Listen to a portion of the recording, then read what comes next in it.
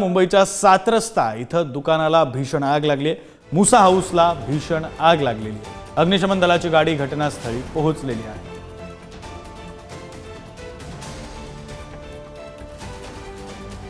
तर या घटनास्थळावरून आपले प्रतिनिधी निखिल चव्हाण आपल्यासोबत जोडले गेलेले आहेत। अधिकचा तपशील त्यांच्याकडून घेऊया। निखिल, आताची नेमकी काय परिस्थिती?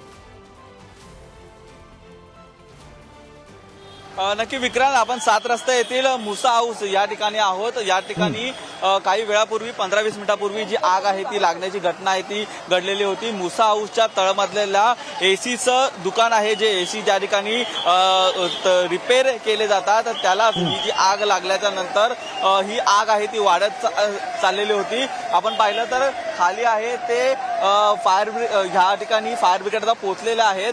तळमजल्याला या जे एसीचं दुकान आहे, परंतु वरती आहे ते अख्खी चाळ आहे।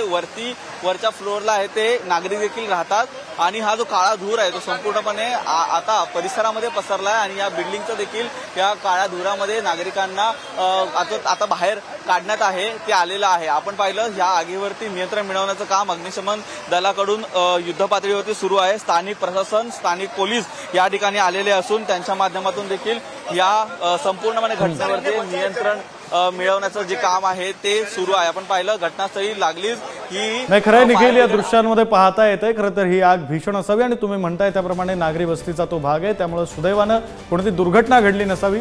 आणि या सगळ्या परिस्थितीकडे तुम्ही लक्ष ठेवून राहा। तुर्तास धन्यवाद दिलेल्या तपशिलांसाठी।